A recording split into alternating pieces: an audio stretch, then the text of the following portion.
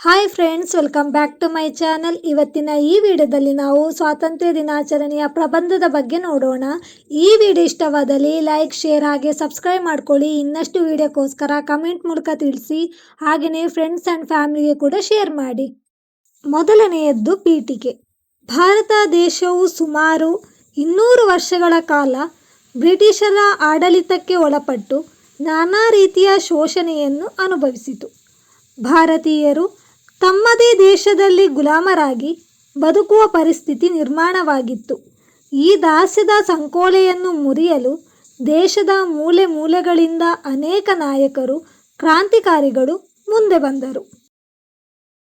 ವಿಷಯ ವಿವರಣೆ: ಮಹಾತ್ಮ ಗಾಂಧೀಜಿ, ಸುಭಾಷ್ ಚಂದ್ರ ಬೋಸ್, ಭಗತ್ ಸಿಂಗ್, ಜವಾಹರಲಾಲ್ ನೆಹರು, ಸರ್ದಾರ್ ವಲ್ಲಭಭಾಯಿ ಪಟೇಲ್ ಮತ್ತು ಝಾನ್ಸಿ ರಾಣಿ ಲಕ್ಷ್ಮೀಬಾಯಿ ಮುಂತಾದ ನೂರಾರು ಸ್ವಾತಂತ್ರ್ಯ ಹೋರಾಟಗಾರರ ತ್ಯಾಗ, ಬಲಿದಾನ ಮತ್ತು ಅಹಿಂಸಾತ್ಮಕ ಹೋರಾಟದ ಫಲವಾಗಿ ಭಾರತಕ್ಕೆ ಸ್ವಾತಂತ್ರ್ಯ ಲಭಿಸಿತು.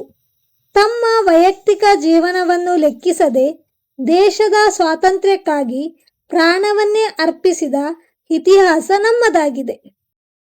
1947ರ ಆಗಸ್ಟ್ 15ರಂದು ದೇಶದ ಮೊದಲ ಪ್ರಧಾನಿ ಪಂಡಿತ್ ಜವಾಹರಲಾಲ್ ನೆಹರು ಅವರು ದೆಹಲಿಯ ಕೆಂಪುಕೋಟೆಯ ಮೇಲೆ ಭಾರತದ ತ್ರಿವರ್ಣ ಧ್ವಜವನ್ನು ಹಾರಿಸುವ ಮೂಲಕ ಸ್ವತಂತ್ರ ಭಾರತದ ಉದಯವನ್ನು ಸಾರಿದರು.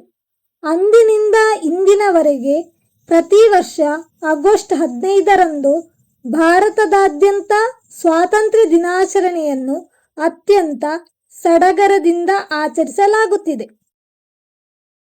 ಪ್ರತಿಯೊಬ್ಬ ಭಾರತೀಯರಿಗೂ ಸ್ವಾತಂತ್ರ್ಯ ದಿನಾಚರಣೆಯು ದೇಶ ಪ್ರೇಮವನ್ನು ಹೆಚ್ಚಿಸುವ ವಿಶೇಷ ಸಂದರ್ಭವಾಗಿದೆ.